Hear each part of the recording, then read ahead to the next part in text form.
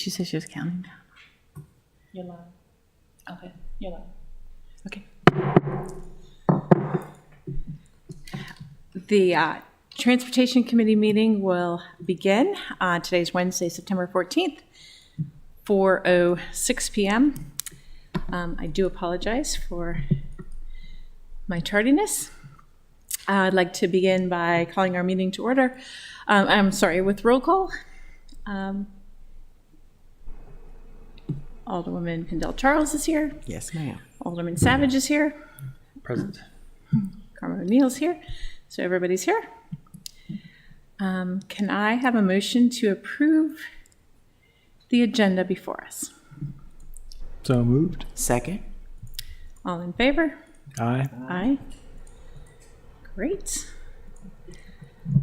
First item on our agenda is approval of minutes from our meeting on 7/27/22. I'll move approval. Second. All in favor? Aye. Aye. Minutes approved. We have two guests in our council chambers today. If we could have an update from our Transportation Board Chair, Kirk Riegel. How are the mics working here? Oh, they're all on this table. Do you think they're still live? I think they were just moved off the You can table. just move them back to the Thank you, Dr. Duval.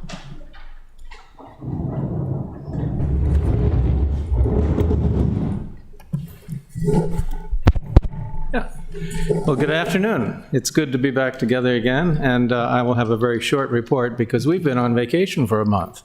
So we're still trying to wake up at the Annapolis Transportation Board. You've already had a meeting, so you're fully awake. You have an advantage over me. There are a number of items that are before us we're still considering, and I'm not going to cover those at all until after our first meeting, I think. There were two items on your agenda today that piqued my interest, and I just wanted to give you a couple of quick thoughts on them in advance of our discussing them in more depth at the Annapolis Transportation Board. One has to do with a request that may have originated with Jessica Packler over a creation of a new bus stop for the Brown Line that would serve Annapolis High School better for people that live along the Forest Drive corridor than at present. And I understand there are bureaucratic and other constraints that have to be met. It is in the county. Fundamentally, it's a county problem, but the reason I'm mentioning this is that whether it's a city or a county problem, it does seem to me as yet another example for why Annapolis and the county ought to, together, consider melding their systems into one that serves the larger region more efficiently than our two systems do now. And that's the only point I wanted to make. And I hope that meetings and discussions on merging the two systems will go forward. I think it has potential benefits for a very large population. The second item is also on your agenda, and that is the proposed Ridgely Avenue sidewalk extension. I've read the report. It looks complete, and although I'm surprised the cost came in as low as it did. The number looks suspiciously low, to tell you the truth. But great, if they can do it for that, wonderful. The big problem that I have with that is that, again, it's a sidewalk study. And what we need is multimodal corridors, which handle not only pedestrians, but also bicycles. That's a frequently used road by cyclists and would be used more widely if it were safer. And if there is any possibility between now, the completion of the report, and the actual start of a project to make this project just a little more ambitious, to make it multimodal so that there's clearly space for both pedestrians and bicycles, I think it would be a good thing to do. That's my report. Thank you very much. Anybody have any questions? Thank you so much, as always. Thank you. Go ahead. Not a question, but I guess I'm just thinking out loud about what we might be able to do to help push forward the discussion about any kind of greater cooperation between the city and the county as far as routes and funding. I'm not quite sure at this point, but I think that when we have our next update from Dr. Dua, I think it's a very tiny baby step in the right direction of coordinating with them, perhaps, as far as the school systems go, and maybe that can be expanded. So should we move right into an update and discussion on the... I understand that several members of the city and county met 2 weeks ago to discuss some options. Yeah, we did. Thank you, Kwaku Ajimandua, Deputy Director now, Acting Director of Transportation Department. I'm glad to be here this afternoon. I would like to give some kind of the work we have been doing with the county regarding the school bus transportation issues. As we are all aware, the school bus contractors to basically bus the students to the various institutions or schools. Dr. Dua, can you speak up just a little bit today? Sure. I think my ears are a bit clogged. They are short of drivers. So as happened as last year, we did step in to help. So I want to talk a little bit about that.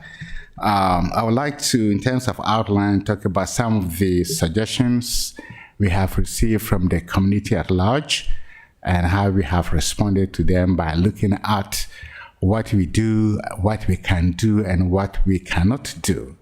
That's very, very important. The fact that the bus system is operated by the city, because we do get a lot of federal funds, there are specific rules, especially when it comes to using federal funds to do what they seem to be competitive advantage against the private sector. So somewhere in the code, Code of Federal Regulations, there is a charter policy that applies to transportation agencies that are set federal dollars, not to compete with the private sector based upon certain things. So, after that, I'll talk about the partnership that we did meet to look at what we can do using the existing transit services. I'll give it an update. And most importantly, since this seems to be coming every year, perhaps we need to take a look at the future or the near future, how redesigning the route can help mitigate any kind of issues like this. What additional complementary transportation services could be used or could be integrated with the existing fixed route that basically allows us to do things the way that we will do when we have issues like this. So the first suggestion that we did get from some of the citizens in the community is direct transit routes or routes from specific hubs within the city, so that from those specific geographic locations, we can pick up the students and drive them directly to their schools, just like how the school bus transportation system works. We are not able to do that because, as you know, for fixed route, it's determined, public hearing is held, is reviewed. We do what is called environmental justice analysis to determine disadvantaged populations so that they can take advantage of the system. So once it's established, we review it every 5 years, i.e. the entire transit system, to see what are the strengths and weaknesses and deficiencies and how we can actually improve upon that. We do that every 5 years. In fact, the last one that we did that led to major changes to the system was 2010. If you remember, almost all the buses were stopping at Spa Road, And then from there, whether you are going, especially if Spa Road is not your final destination or origin, you are forced to transfer to another bus. So basically compelling many riders to make 2 trips. So in 2010, when we did review, we saw that is outdated. So that led to these more direct lines that we have. And now we are looking at another direct line from our neighbors, from our communities to especially Annapolis High School. We don't have that yet. There is no direct line from any of the communities in Annapolis that go to the Annapolis High School.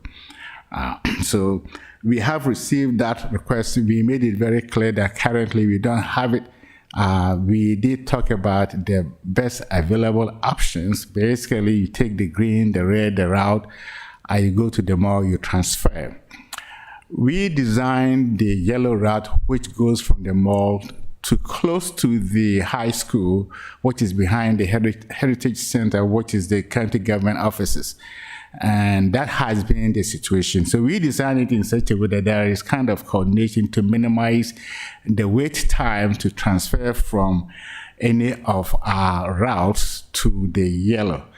And classic example was the brown. The brown was running like every 45 minutes, whereas all the other buses were running at like 30 minutes interval, which means that if you take the brown, you're going to miss the yellow and you have to wait for another 20 minutes or so. So we did redesign it to ensure that the transfer will be seamless. And that is the way that it is right now. So again, we don't have any of our transit rules that go from any of the neighborhoods within the city of Annapolis or just outside the surrounding, in the surrounding county areas to Annapolis High School specifically. We don't have that one. So we did receive that recommendation for us to look into that, and basically, as it is now, we are not able to do that. I will talk about the reason why. It makes the most sense, especially in this circumstance, but there are other restrictions that we need to adhere to be in compliance with that. And that is where the Transit Development Plan update comes into play. That when it's time for you to update, then you have liberty to make changes to reflect your current needs. And once council approves and we do the public hearing and complete the implementation, it will be in there already. So next time you will actually take care of those problems. There was also a question of why should the students pay? Since 2018, specifically September 2018, through legislation that was introduced by the former Alderwoman Shanika Henson, yes, all the school students from K to 12. Of course, the guiding kids cannot take the bus. They ride the bus for free. The last time I checked the statistics, we have just over 15,000 students who have used this kind of service at no cost to them. So we keep track of those students who use our services. They use it to go to school for extracurricular activities. Typically, it's throughout the weekdays from 6 a.m. to 6 p.m. So that if they have extracurricular activities, especially when it ends before 6 p.m. And even if after 6 p.m. they take, say, the green, the red, all that they need to do is show their student ID, no questions asked. So we do carry them at no cost. And the county also now has a similar system in place. No student pays for any of the county services. In fact, currently the county is doing a pilot project for free transit system. So it is still underway, but no students either in the city or in the county that will take either the city bus or the county bus actually pays for that. They don't pay for the fare. It's free fare. So that was one of the things that we were asked to look into that. The other one was to loan drivers to the school system, similar to what we did last year.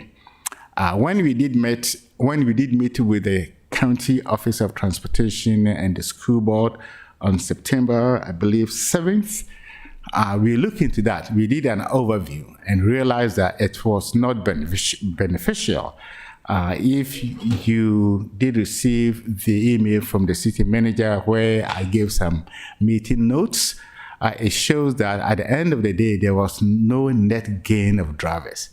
So those drivers that actually drove these city school buses, 2 of them, were also drivers for the school contractor for school transportation services. So they basically took these drivers from that subcontractor and then we use our own resources. So according to the school system, there was no added benefits for using our drivers. And also the fact is that not every transit bus driver actually can drive a school bus. There are additional requirements. Similarly, not everybody with a CDL can also drive a transit bus. So there are what they call endorsements. So you have to have school bus endorsement. There's additional specialized training because you're dealing with children. You need how to behave and react to that. Similarly to bus, you're carrying people, not cargo. So you need to know how to deal with situations and stuff like that.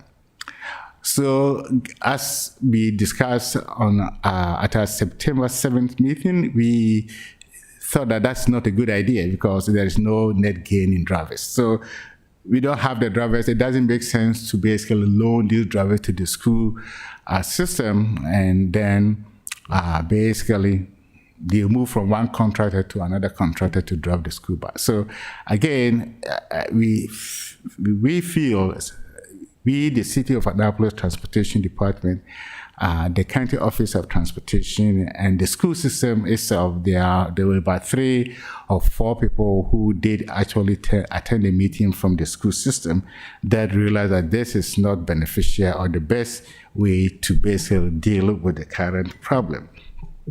The last one that I would like to touch on is the brown route or route, where Mr. Rigel actually talked about adding a stop. There were several emails yesterday, add a stop.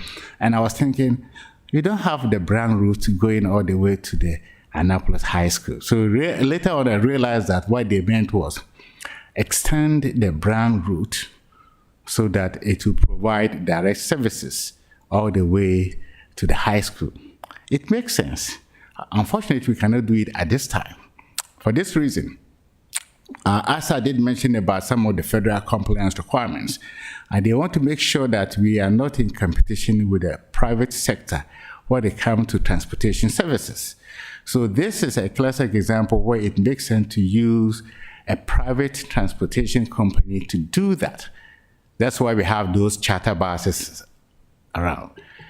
The charter policy, there is a section which I did include in my email yesterday to them, says that a transit service that is not part of the transit system regularly scheduled service or is offered only for a limited time.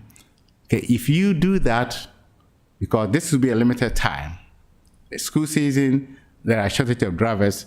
So when we divert the federally funded access to do that, basically we are deemed to be in competition with the private sector, which that can come in to help. So because of that, we cannot do it right now. That's why we cannot extend the brown route in the middle of a crisis. If it's declared as an emergency, a national emergency, and we need to transport OEM and staff people or the police staff and gears, under that emergency, we are required to do that service. But this situation currently where we do have shortage of drivers is not considered to be in that category. That's the reason why we cannot provide or take, or in the middle of everything else, extend the brown route to do that. The county, and I did check with the county before I got here, currently has only 1 bus on the yellow, which means it operates every 30 minutes. So the county is willing, and I asked them when they can do that, to basically have 2 buses on the yellow route from the mall to the high school in the morning and in the afternoon, so that it will provide regular services for people who will take the red, the green, and the brown, transfer at the mall, and then go to school. So the county is willing to do that. So that is where we are in terms of the partnership that we are trying to. The county also has a GIS division that at the meeting agreed to take our transit route map, overlay the school bus network, and determine which neighborhoods will benefit from using the existing transit system to go to school. We have not received the results yet, so we don't know. What the county was doing, that once that work is completed, they will inform the parents of those students who could use that service, so that they will look out for the buses at this time and then take it, transfer to at the mall, take the county yellow bus or yellow buses and go to the school. So that is what we have been looking at in terms of helping with our current transit services. So what we did last year, we are not going to do this year. As I said earlier, there is no additional driver that the school system will benefit from that.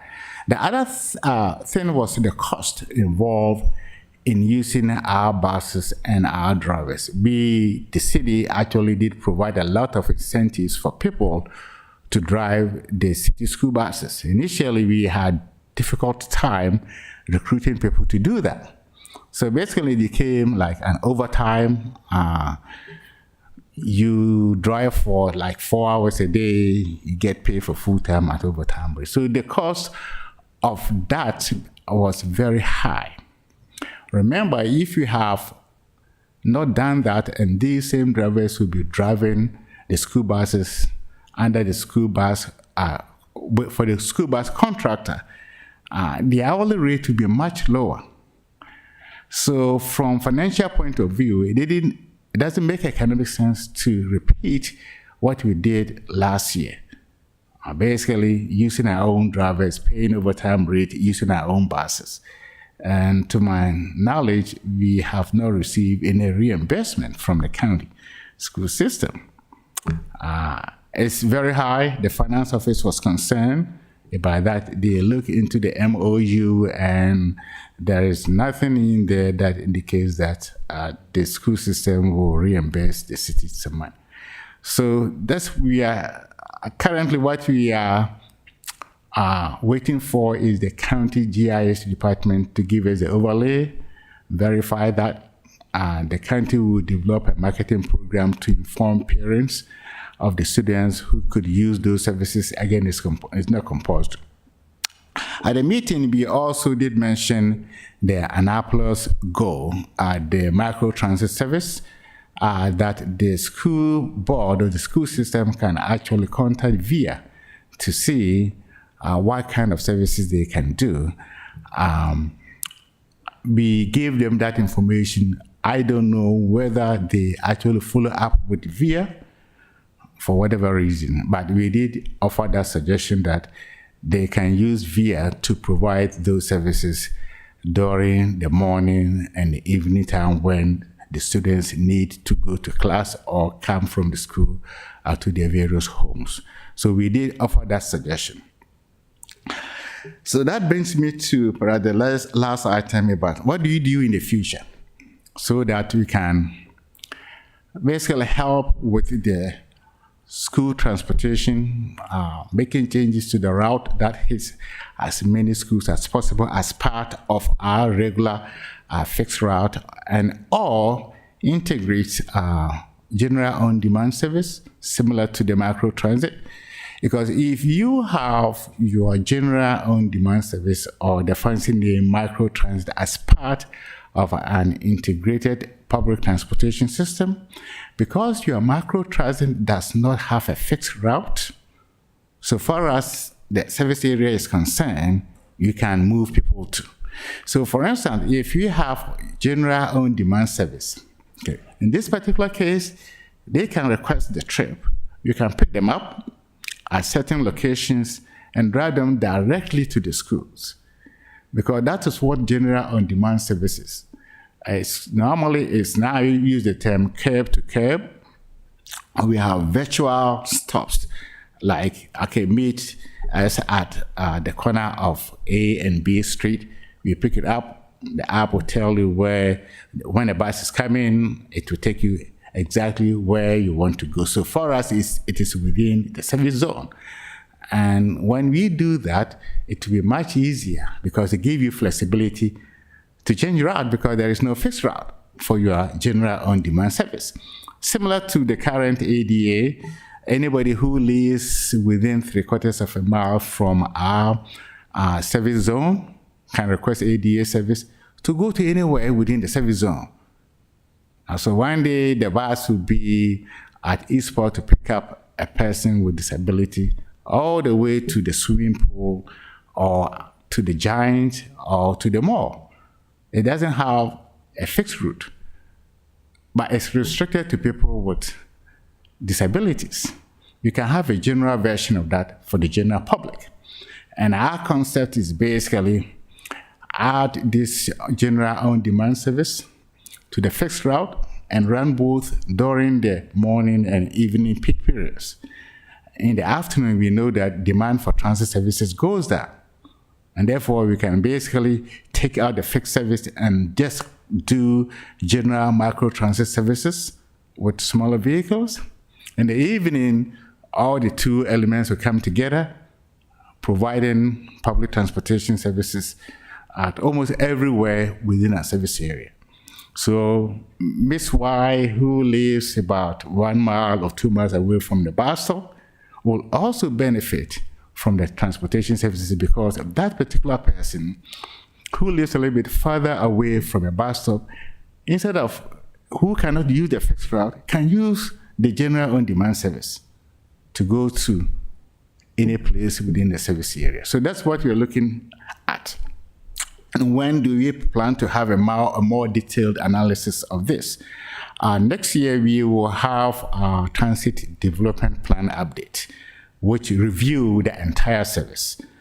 Typically, we use consultants, and typically we use grants. If you look at the grant history for this, the state and the Fed always pay 90% of the cost of that study. The city pays only 10%. And those who have been on council for some time, at the end of the day, we bring everything down here, we do a presentation, discussion, and council will vote on the plan to adopt it. So once it's adopted, it becomes a blueprint for us to, if there is a need for additional buses, because it's an approved plan, in your grant application request, you can make reference to that and then do that. So that's what we are looking at in the near future. Update the TDP. I'm sorry.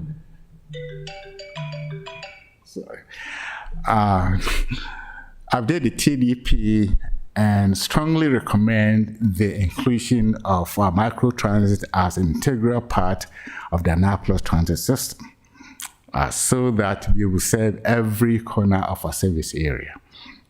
And that brings me to one of the points that I have always made regarding the whole idea of the free fare. So once that is done, nobody has any excuse that I will not benefit from a free fare policy. Because if you cannot, or if you're far away from a fixed route or bus stop, you can request the general on-demand service to be picked up so that we all benefit from that. So that is what I have, I believe, regarding the whole idea of school bus transportation system, what we are doing right now. The county is willing to add one more bus to the yellow bus.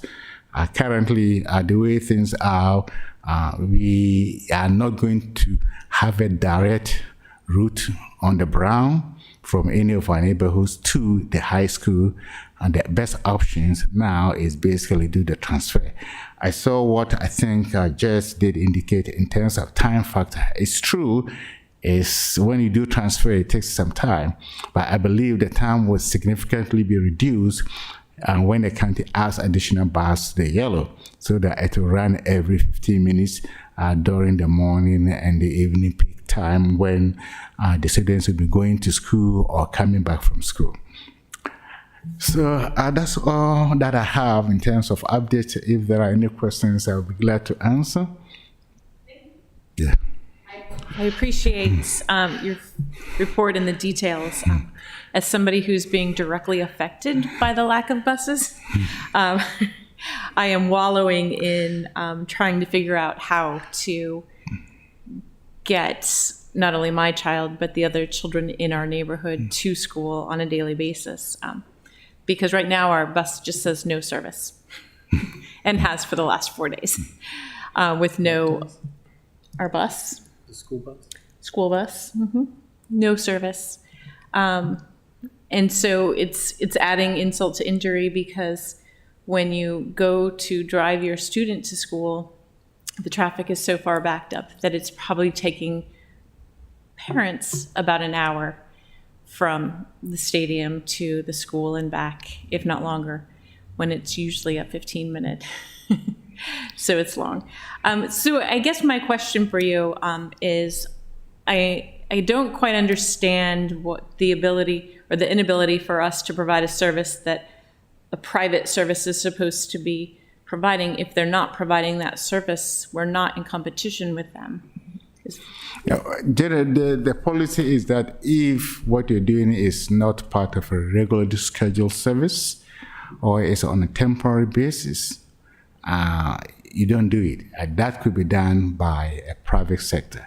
For instance, we do receive requests that, when we used to have these narrow body blue trolleys, people wanted to basically access to provide service for their weddings and stuff like that. And we say, no, it's not part of a regularly scheduled service. So these are the criteria we go by.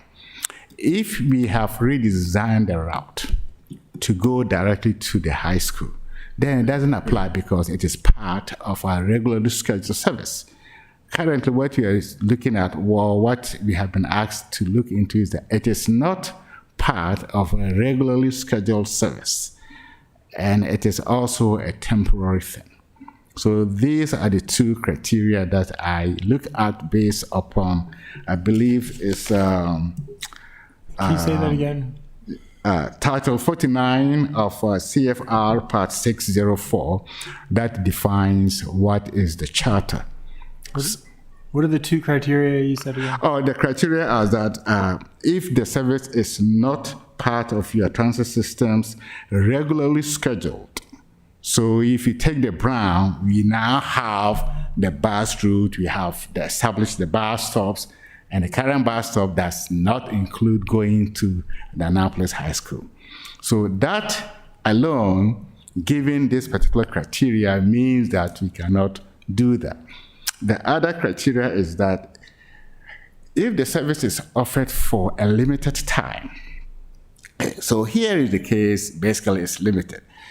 If, for instance, in resort areas where we have seasons, so when you are planning your transit route system and services, you take that into account.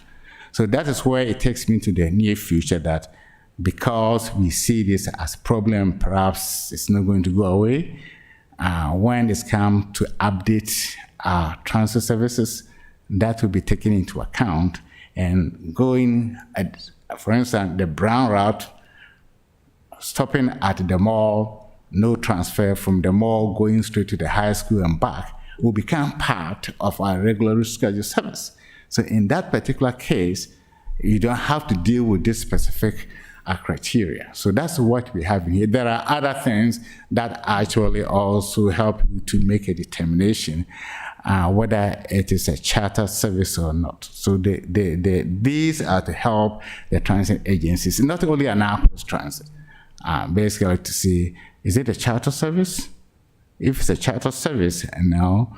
So these are to help us make sure that we do comply with the rules. That is why last year we use our own school bus, the city school buses from public Parks and Rec, and then these transit drivers who also have the qualification to drive the school bus, that's what we use. So in that case, we are not using the federally funded assets to provide a service. And therefore, we were able to provide the direct services from whatever neighborhood that we are picking up the children or the students direct to the various schools. So that's what it is. So the best way to deal with this particular set of criteria regarding the charter service is to basically redesign your system so that it stops at the school. Even if there are very fewer people taking it, it becomes part of your regularly scheduled service, where the brown route, so in this case, the brown route can start all the way from Eastport, talking about the major stop, the Annapolis Mall, Annapolis High School, and back. So it becomes part of your regular schedule. And that's where the cooperation between the city and the county comes in. Because if that happens, then the county may decide, okay, then we don't want to duplicate the service provided by the yellow route, because we can use the brown route to get there. So, yeah, I understand sometimes when I have to abide by those rules and compliance requirements, and you know that there is a need, it kind of frustrates. So when you reach out to say FTA adepts in terms of advising on these issues, so then next time just make it as part of your service so that basically you take care of the problem. What could happen is that,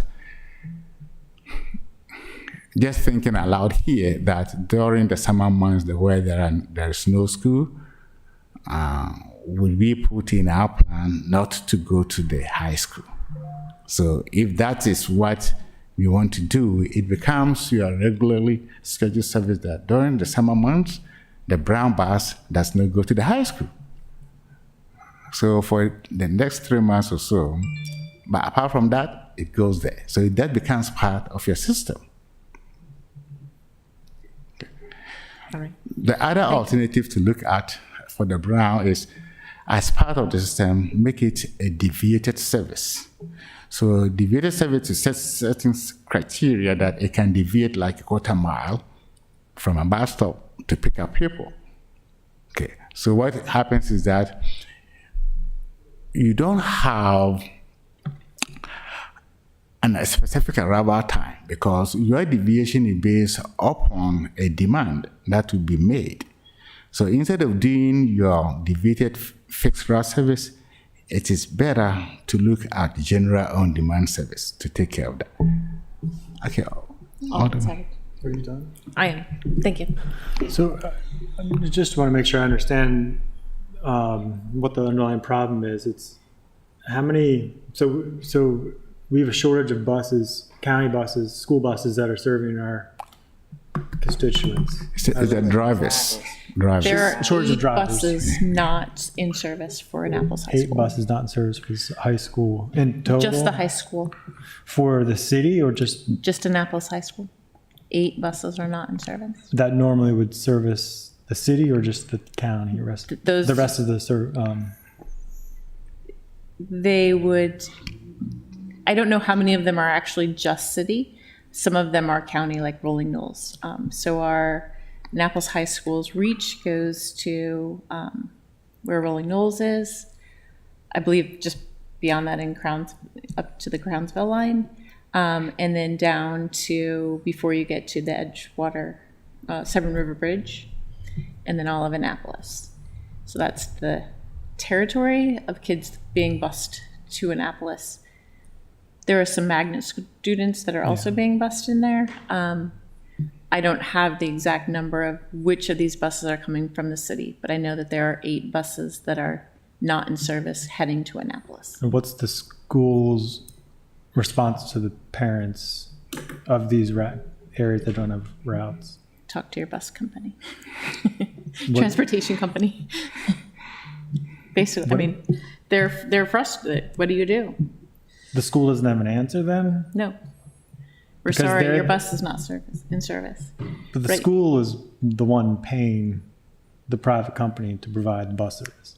The county, Anne Arundel County Public Schools. Yeah, the school district Yeah, school district. is paying. It's a And mess all so the way they're around. just saying, sorry, you don't have a bus. I mean, are they saying like, here's what we want you to do instead, or No, what they're you just saying figure out on is- your own? What they're currently saying is that we're not marking tardies if you don't have a bus. Well, so what are they, so that's how this came up as far as there was a conversation with our transportation to say, can you fill in the gap? Is that, did that come from us or did it come There from was the a school district? constituency from the Annapolis Education Commission that reached out to the transportation company, the transportation department of the city and the county to say, can you help? We're floundering here. Our kids, if they live in Robinwood, most of them don't have a bus to Annapolis High School. And so what was the response to that? That's what we're talking about.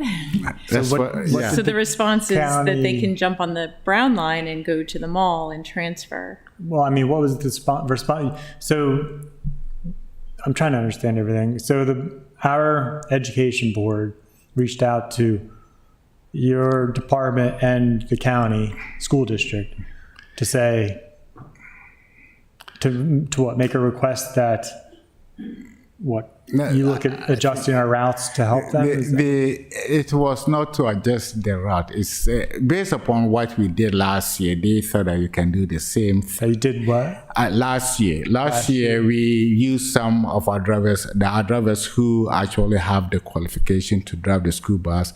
The city has 2 old school buses under Department of Parks and Recreation.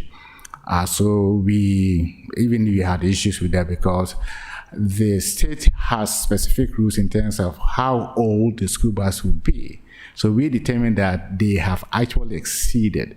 So we have to go through process, and the governors, I think the secretary signed off to give the city an exemption to use these old buses. So they sent somebody to inspect the buses And that happened last year. did you go through that process to get that approved or hasn't? This year, because the school board is saying that the same drivers actually drive the school bus.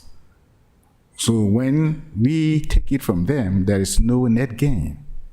Okay. I'm Secondly, sorry, when we what? when we are not allowing the transit bus drivers who qualify to drive the school bus do their part-time job as school bus drivers and basically give them the city's school buses to drive, there is no net gain in terms of drivers.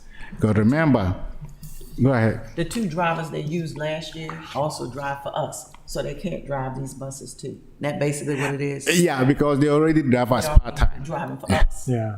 Okay. So nothing came out of that as far as using the old school buses. Yeah. So for this year, it sounds like nothing's concrete's been done. You're looking at maybe expanding a route or having on-demand transit with a fixed route in the mornings and afternoons, but those changes haven't. I mean, what I'm getting at, I guess, is I appreciate that you're looking into all these things, but we all pay tax money to the county, to the board of to the education board, right? And they have enough money to pay for all the buses drivers. They just don't have enough people who want to do it. So why don't they give us money? If they need more drivers, they can maybe pay some of our other drivers if they're off duty, if they want to have overtime. Why don't they pay us to help expand our route? Why are we talking about expanding our route on our taxpayer dime when we're essentially double taxing our constituents? The school district should be giving us money for that. Yeah. They should be giving us money to help look at expanding the routes. And I hear your point about we can't competing with private businesses, but this is not, it's not a private business. It's a private business, but then again, it's not, because it's an entity paid for by taxpayer money by the school district. It's a sole source contract that's secured, but it's not necessarily private. It's not a competitive enterprise.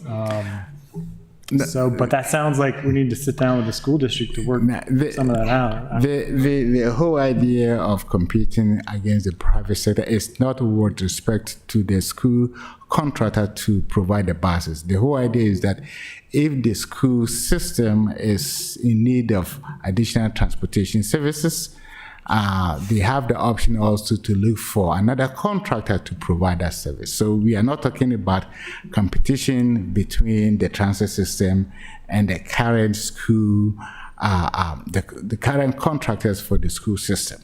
That is not the competition we are talking about here. Basically, as you said, if the school board, and the school board was aware a long time ago, then what did the school board did? Go out, put another bid, because you are paying this contractor. So if they are not able to provide the services you have paid for, it means you can take the money and see who can do the job. Well, now we have been asked to basically make changes to an established system. That is where the charter service comes in here. Sorry, being asked to what? Yeah. And we talked about that in my last email to the group yesterday afternoon. I said, look, if we are thinking of even extending the brown route, okay, in order for it to run more frequently, we need to buy a bus. We need to hire drivers. We need to do additional maintenance. So who is going to basically bear the cost of this? So as part of the last meeting, I said, well, talking about the near future, I know that we are talking about issue now, is that I would like to bring the school board on board when we're doing a TDP update. You talk about that, the Transportation Development Plan update. Sorry, say that and bring the board to what? To the table. Oh, yeah. To talk about what are some of the options that you can do to the transit system to make it part of it to deal with this kind of problem regarding school bus transportation. So once we agree on that, we agree upon also the cost, because the consultant will give you cost estimates.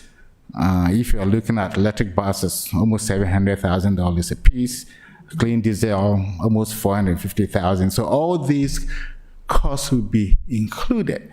And then the city may want to enter into an MOU with the school board that, hey, this is your share of the cost of providing free transit services to the students.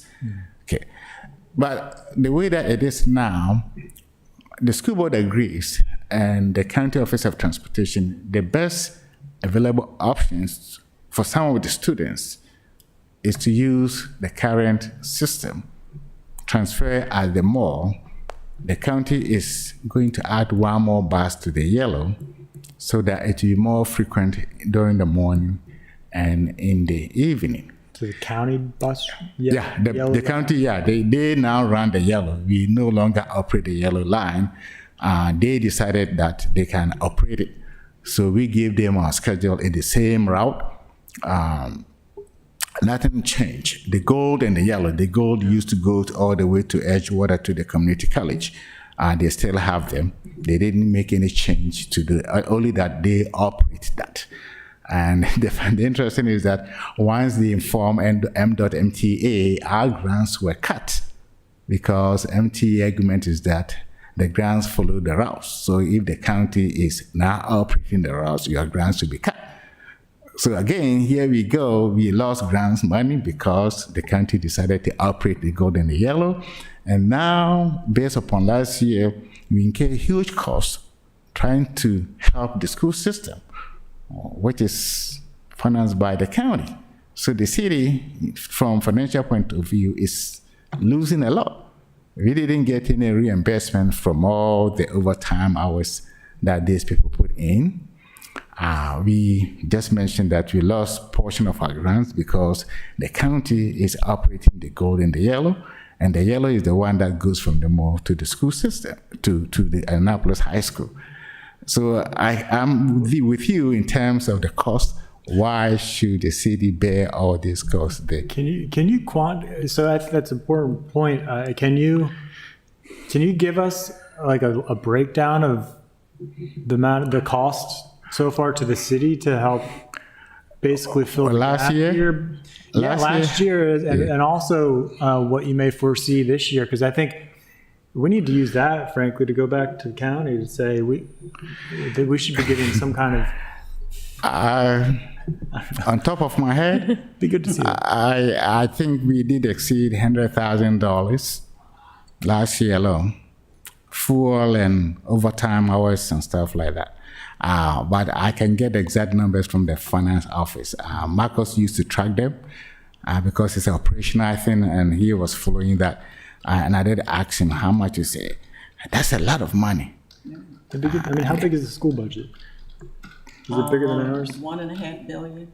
All right, it's a little bigger than ours. You know, this whole conversation, unfortunately, and no one wants to hear this, but this is the truth. There is no mandate to provide transportation to children in the school system. There is none. That's the truth. But the school system does it, and we all believe they should, and that's a foolish mandate. I'm going to say that. When COVID first hit, we had an issue because the children who lived in the Clay Street area had to walk to Bates to get their lunch, their food during the day because school was closed. So we provided the city transportation for the children and the parents, because they had to be accompanied by an adult, to get from the Clay Street area to Bates. That's too long a walk for elementary age children. We tried to get Annapolis Elementary, which is their home school, to provide the meals, but that was not on the list. And then they went to Meals to Go and that sort of thing in the neighborhood. So this has been kind of a long problem, at least from what I see, since COVID. So it's been an issue. And the one thing about our buses, and my understanding, Dr. Duwal can correct me, we have buses whereby federally we cannot provide charter services. Yes. And to take a select group of people, say for instance, we wanted to go on a trip to King's Dominion, or say even within the county, we can't hire the city bus to do that. Correct. Because there's certain mandates that we have to follow. And of course, with every question, and Mr. Tripp knows this, 80% of every question can be answered with one word, the L word, liability. That's where it comes down to. And so this transportation issue is a real conundrum. I've had a couple of conversations with Dr. Tobin, who is the Board of Ed president, and there is even an issue as far as Uber and those, because it comes down to liability. Those people have to be screened, tested, and all that sort of thing. So my other question / comment, when you come to the word emergency, what is an emergency? Who determines what is an emergency? Is it children not being educated? Is that an emergency? Is children walking long distances if they have to get to Annapolis High School? Is that an emergency? Along Riva Road or Aris T. Allen? I mean, that's another issue that we are grappling with. A lot of it has to do with, we're dealing with children. As Dr. Duwa said, when you talk about public transit, it's adults. When you're talking about children and working for the school system for 16 years, you have to, certain other things have to be in place before you start transporting children, teaching children, being on the playground with children. It's really another whole leap. So we've been with the school system back in COVID to get that transportation when it came to those meals. I really don't have an answer. I wish I did. But there are a lot of other issues that are all tied up in this. And a lot of it is surrounding mandates, liability, and children. I guess is kind of how y'all wrap it up. I know they're working hard at trying to get something. No child, and I think, like I said, it's foolish, but the school system should be required. But there is no mandate to require transportation for children to school. And I can't explain it why, I don't know. But there has to be, we need to come up with a solution. And like Alderman Savage said, I mean, yes, the school system has $1.5 billion or $1.75 billion budget. And so I don't necessarily believe, and I could be talking out of turn, that it's the money, it's the drivers. That's my understanding. They've got the buses, they just don't have the drivers. And unlike Baltimore City, where you had public transit, and that's been in place for eons, here it's a whole nother situation. And like Dr. Duwa said, they had 2 last year, but those are the same 2 that are driving for us. So they can't do both. And I get what you're saying about overtime, but I mean, if the school system's gonna pay for it, maybe. Do some of us wanna work overtime? Maybe.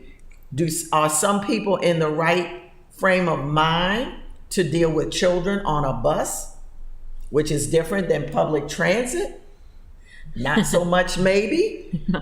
So it's gotta be and like he said, you have to have certain endorsements versus public transit. So there are a lot of considerations, and mainly it revolves around liability. Am I summing it up right, or did I? Yeah, you are right. That's why probably the school system was not interested in the via on-demand service, because if they are to assume liability, it's going to be costly. It's interesting you brought up the MTA public transportation service in Baltimore City, because they realized that the students will need that kind of public transportation services. When they did redesign their routes, just like what I said earlier, they took that into account. So they have routes that make stop at or close to the various. So it has become, or those routes are now part of the regularly scheduled service. It's not going to be a deviation. I don't know what they do during the summer months when the schools are not in session, but I know that most students, except those who may be driven by their parents to school, use the existing system. So I believe, I don't have the history, but I believe that long time ago, just like we are facing today, they look forward. That's why I'm interested in looking forward to have a system in place where, whether they choose to continue with the school bus transportation through a private contractor, or we redesign our routes to make stops or to extend it to various schools, it's a part of our route. We don't have to deal with this whether there is shortage of school bus drivers or not. So that's why I'm so much interested in what do we do in the near future. Currently, the way that it is set up, as I said earlier, is to use the current service. If it's an issue of capacity, for instance, like on the same route, you see that the buses are full, some of the students don't get on it, then it's easy to add a bus to that. The other thing is too, when you're talking about bus companies around the county, and I recall this doing some work, and I'll give you one example. Lane Bus Company is in South County, and that's all that they kind of work around. Huber's is up in Glen Burnie. They may have drivers, but are they gonna come down here, pick up our children, take them to Annapolis High? What do they do in the meantime? It's all logistics. In the meantime, during the day, do they go back to Glen Burnie? Do they go back to South County and then come back again? So that's kind of another problem. But I will say this, they need 8 drivers for buses. I guarantee you, if you pay somebody $50 an hour or $100 an hour, you could find some drivers. And in my estimation, you know, we all have seen what is going on in the hue and cry about people don't want to work and all that. Well, this is an issue. This is a real issue. And I say if you pay somebody $50 or $75 an hour, you get them the CDL license and the endorsement that they need, you can find 8 drivers. And I think it comes to, this is Rhonda speaking, not the school system, I think you can find drivers. Yeah. But like I said, I think the Monarch buses, which is a contract school, I think they're coming from Baltimore County, because I went over there to town courts the other day, and the buses sit there all day because they're not going back to Baltimore County, then come back, pick up children, drop them off, and go back again. So my guess is that the same goes for, say, Lane in South County and Hubers and Glen Burnie and Ferndale. They have to basically work the area that they have. I know Annapolis Bus Company has been utilized forever, Lonergan's as well. I'm not sure if they're still doing it, but those are the 2 Annapolis bus companies, Annapolis Bus Company and Lonergan's. Chesapeake Charter. And Chesapeake Charter. So they have the buses, that's my understanding. They do. They just don't have the drivers. And when it comes down to that, it's got to be a money issue. That's the only thing I can figure. And talking about drivers, we actually have shortage of transit bus drivers. In fact, some of the large transit agencies even have more shortages. What's happening? And in a recent conference with transit agencies in the state, and we have the Community Transportation Association of America, which supports advocates for all transit agencies. They are based in Washington, D.C. They were asking us to pay our drivers very well. We can do that. Why? In those large transit agencies, every morning we have recruiters from UPS, FedEx, Amazon, with bonus checks in hand, convincing these drivers to leave, to come and drive their drivers, because e-commerce is booming. So we have shortage of drivers. And because of that, overtime is going up. So the shortage of drivers, especially if you think of CDL in general, is affecting many of the public agencies. Because the private sector, as you said, is paying more, willing to pay more, give them sign-on bonuses, additional benefits. And people are leaving.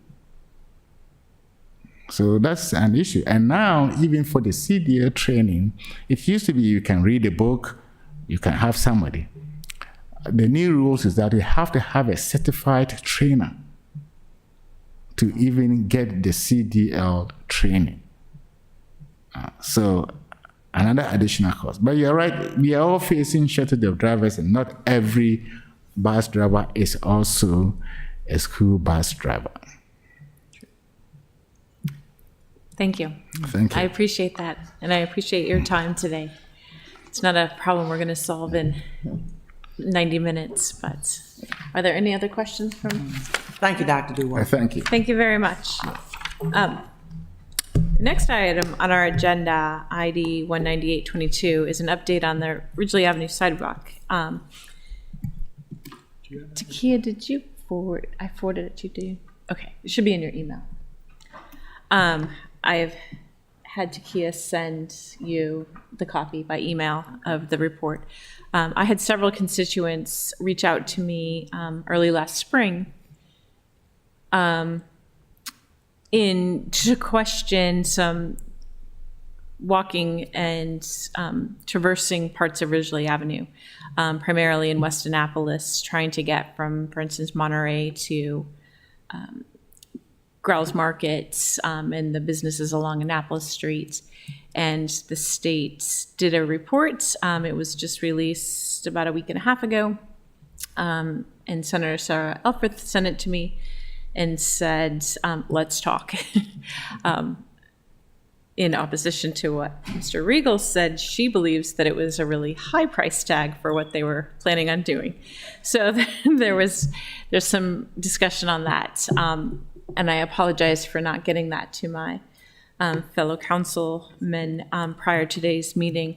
But it's a very interesting report, and it basically takes, if you're familiar with the area, it takes you from the Weems Creek Bridge all the way to Taylor Avenue. And there are places where there is intermittent sidewalk, and understanding that the Transportation Board would be interested in having a dual use as opposed to just a sidewalk. As West Annapolis grows, this is something that definitely we need. There's been many a time when I've come across the Weems Creek Bridge to encounter people walking on the side of the road in the very slim shoulder. And if you actually bike on that road, there's many places where you have the potential of falling, or because you fall off the curb into kind of crumbled asphalt. And so it really needs some attention. And I'm hoping that now that we've kind of narrowed in, they've actually taken the time to do the report, that we can move forward and start on the project in the next fiscal year. Did you receive it in your inbox? Okay. It's quite long, so it's a pretty big file. Are there any questions about that? Sounds like it's very necessary. The study covered, as I understand it, not just. Hey, get on the mic.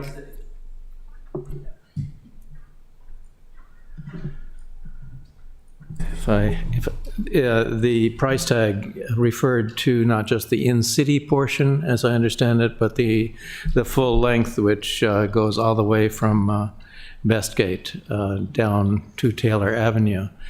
And so it's a fairly ambitious project. There are sidewalks in ill repair in one form or another within the city now, but once you cross the bridge, there is nothing at all. And that's where most of the work would have to be done, new work. Right, and that commercial space is building and growing there with medical complexes and Yeah. I believe some housing going on as it goes over Route 50. That whole corridor, I think, really does need a substantial investment in new infrastructure of this type.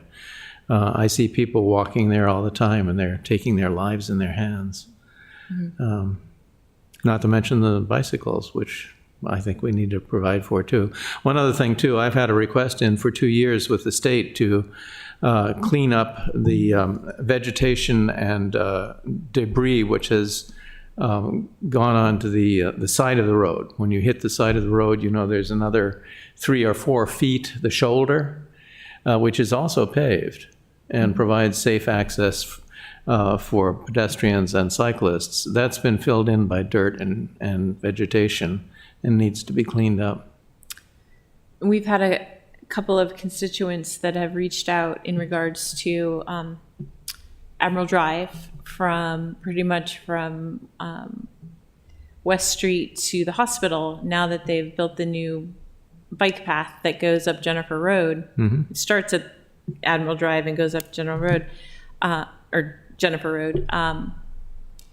And that portion of roadway on Admiral Drive is 3/4 city, 1/4 county.